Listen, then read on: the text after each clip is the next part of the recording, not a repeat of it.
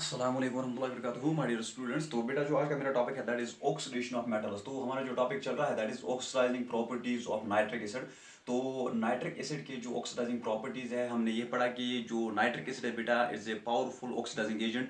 ये non metals को भी ऑक्सीडाइज करता है, सेमी मेटल्स को भी ऑक्सीडाइज करता है, ये मेटल्स को भी ऑक्सीडाइज करता है, ये ठीक है ना। तो ये ऑर्गेनिक कंपाउंड्स को भी ऑक्सीडाइज करता है, इनऑर्गेनिक कंपाउंड्स को भी ऑक्सीडाइज करता है। तो हमने कल ऑक्सीडेशन ऑफ नॉन मेटल्स को देखा और ऑक्सीडेशन ऑफ सेमी मेटल्स को देखा। तो आज हम देखेंगे बेटा oxidation of metals, oxidation of metals. तो ऑक्सीडेशन ऑफ मेटल्स, चूंकि मेटल अगर हम देखेंगे एक्टिविटी सीरीज तो उसमें हम तीन तरह के मेटल्स को देखते हैं।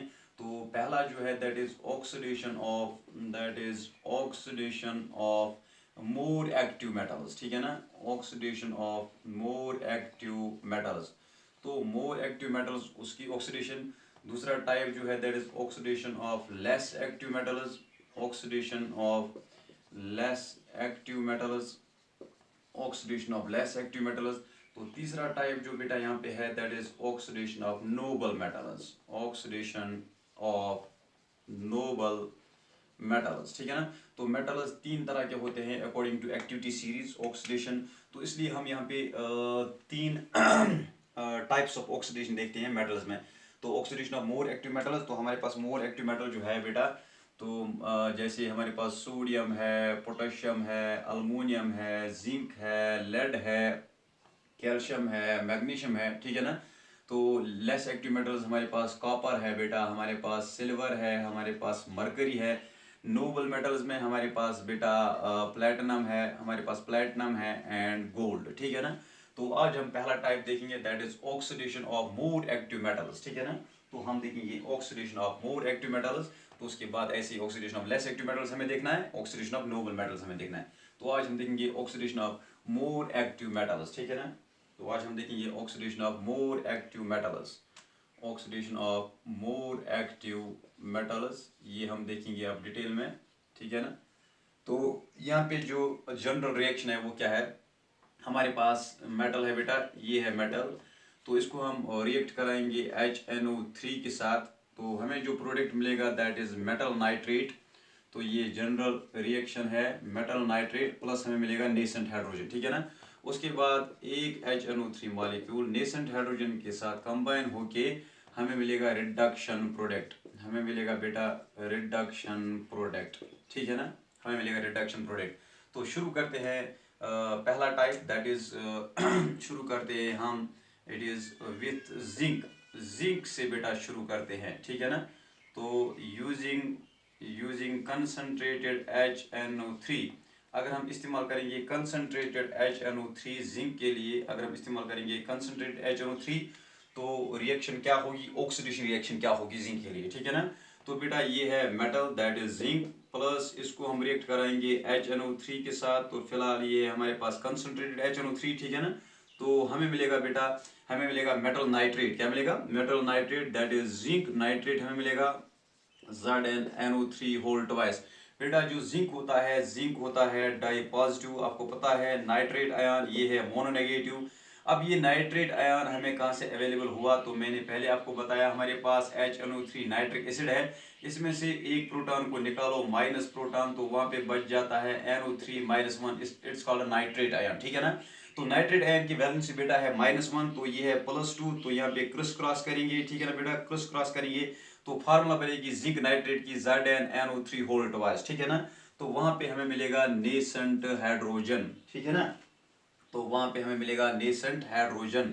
अब यहाँ पे जो पहले इस स्टेप को हम बैलेंस करेंगे बेटा, NO3 ट्वाइस है तो यहाँ पे डालेंगे ट्वाइस, तो ट्वाइस नेसेंट हाइड्रोजन है तो यहाँ पे डालेंगे ट्वाइस। दूसरा स्टेप जो है दैट इज HNO3 कंबाइन हो जाएगा नेसेंट हाइड्रोजन के साथ, तो हमें जो प्रोडक्ट मिलेगा वहाँ पे वाटर प्लस नाइट्रोजन डाइऑक्साइड है, वाटर प्लस नाइट्रोजन डाइऑक्साइड है, ठीक है ना। तो अब हम बेटा इस रिएक्शन को बैलेंस करेंगे। तो इस रिएक्शन को कैसे बैलेंस करेंगे, ठीक है ना, इस रिएक्शन को हम कैसे बैलेंस करेंगे। तो ये स्टेप जो है, पहला स्टेप ये बैलेंस हुआ। अब दूसरा स्टेप जो है इसको हम बैलेंस करेंगे बेटा। तो पहले देखेंगे वाटर, यहाँ पे हाइड्रोजन कितने हैं, हाइड्रोजन 2 है यहाँ पे, तो हाइड्रोजन 1 और 1, तो 2 हाइड्रोजन यहाँ पे है बेटा, ठीक है ना। हाइड्रोजन 1 1 2 यहाँ पे, 2 हाइड्रोजन यहाँ पे।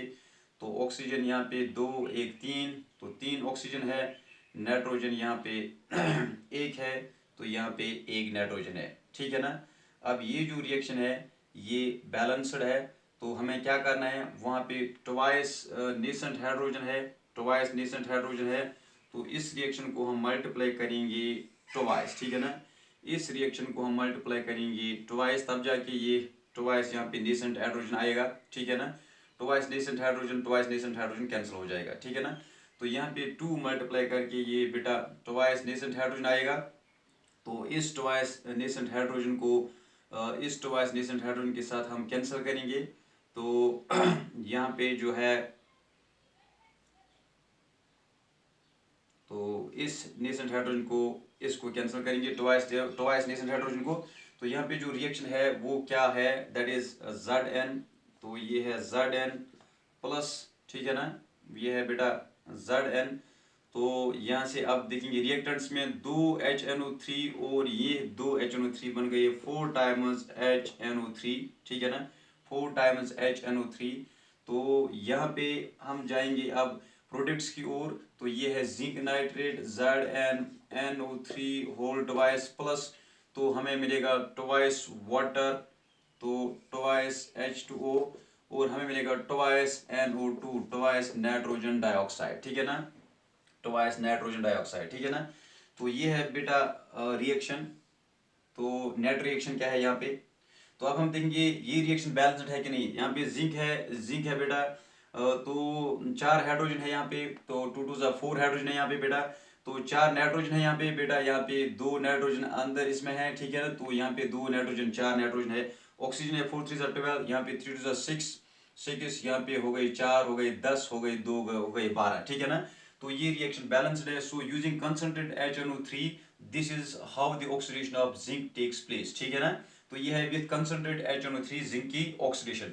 अब हम देखेंगे विथ डाइल्यूट, जब हम लेंगे डाइल्यूट नाइट्रिक एसिड, तो डाइल्यूट नाइट्रिक एसिड के साथ जब मेटल रिएक्ट करता है तो जो प्रोडक्ट होता है that depends upon the nature of metal, ठीक है ना। तो कंसंट्रेटेड HNO3 के साथ अगर हमने जिंक लिया है, हम लेड लेंगे, हम आयरन लेंगे, तो जो प्रोडक्ट होगा ये रिडक्शन प्रोडक्ट होगा वो सेम होगा, ठीक है ना, कंसंट्रेट HNO3 के साथ। लेकिन डाइल्यूट के साथ ये प्रोडक्ट जो है रिडक्शन प्रोडक्ट जो है वो वेरी करता है, ये रिडक्शन प्रोडक्ट वेरी करता है, it depends upon the nature of metal, ये डिपेंड करता है नेचर ऑफ मेटल, ठीक है ना। तो अब हम लेंगे यूजिंग डाइल्यूट HNO3, अब हम लेंगे बेटा डाइल्यूट HNO3, ठीक है ना। अब हम लेंगे डाइल्यूट HNO3, तो हम लेंगे dilute HNO3। So using dilute nitric acid, zinc के साथ अगर हम लेंगे डाइल्यूट नाइट्रिक एसिड तो रिएक्शन क्या होगी, तो रिएक्शन होगी again it is zinc nitrate plus हमें मिलेगा नेसेंट हाइड्रोजन बेटा, यहाँ पे ट्वाइस नेसेंट हाइड्रोजन, तो HNO3 नेसेंट हाइड्रोजन के साथ कंबाइन होके यहाँ पे बनाएगा इट इज वाटर प्लस हमें मिलेगा N2O नाइट्रस ऑक्साइड, ठीक है ना, N2O that is nitrous oxide हमें मिलेगा यहाँ पे। देखो बेटा यहाँ पे नाइट्रोजन 2 है, नाइट्रोजन 2 है, तो यहाँ पे डालेंगे हम 2, ठीक है ना, बन गए 2 नाइट्रोजन। तो ऑक्सीजन 3 2 6 है यहाँ पे, ऑक्सीजन 3 2 6 ऑक्सीजन है यहाँ पे, तो हम यहाँ पे डालेंगे 5, ठीक है ना, 5 ऑक्सीजन और 1 हो गए 6 ऑक्सीजन। अब ऐसा करने से हाइड्रोजन बन गए 5 2 10 हाइड्रोजन, तो यहाँ पे 2 हाइड्रोजन है, इसका मतलब है 8 हाइड्रोजन पेंडिंग है, तो 8 + 2 हो गए 10 हाइड्रोजन, तो यहाँ पे 8 नेसेंट हाइड्रोजन आ गया, ठीक है ना। अब हम इसको मल्टीप्लाई करेंगे, इसका मतलब है इसको मल्टीप्लाई करेंगे 4 से, क्योंकि 2 4 8, तो हमारा टारगेट है नेसेंट हाइड्रोजन का नंबर जो है वो बराबर होना चाहिए, ठीक है ना, तब जाके वो कैंसिल हो जाएगा, ठीक है ना। तो यहाँ पे 8 नेसेंट हाइड्रोजन है, यहाँ पे 4 2 8 नेसेंट हाइड्रोजन है, तो नेसेंट हाइड्रोजन कैंसिल हो जाएगा।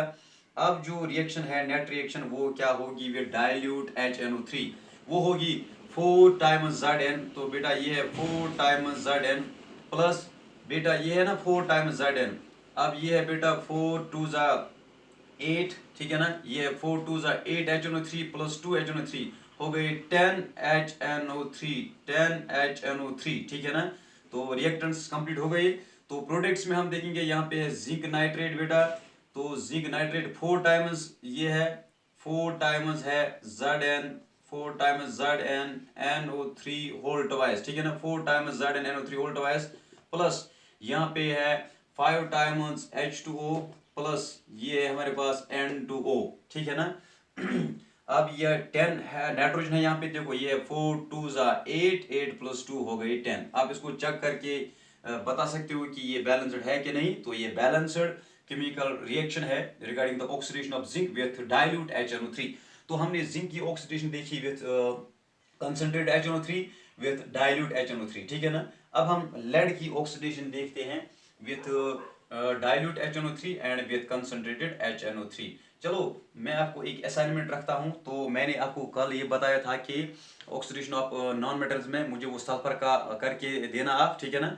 तो ऑक्सीडेशन ऑफ सेमी मेटल्स में मैंने वो आपको दिखाया था, आप मुझे बताना कि वो एंटोमोनिक एसिड कैसे बनता है, उसके लिए जो केमिकल रिएक्शन है, ठीक है। जैसे मैंने आर्सेनिक के लिए दिखाया था, आर्सेनिक एसिड के लिए, तो वहाँ पे बिल्कुल वैसे आपको दिखाना है। तो मैंने आपको बोला था आप कमेंट करके जवाब देना कि आपने वो काम किया है कि नहीं। तो मैं आपसे अगेन ये रिक्वेस्ट करता हूँ कि मैंने जो असाइनमेंट कल रखा था आपको वो आया। अगर आपको वो आया प्लीज़ आप रेस्पॉन्ड कीजिए कि आपको वो आया कि नहीं, ठीक है ना। तो अगर आपको वो नहीं आया तो मैं उसको रिपीट करूँगा, दिखाऊँगा, ठीक है ना। अगर आपको वो आया तो ठीक है फिर।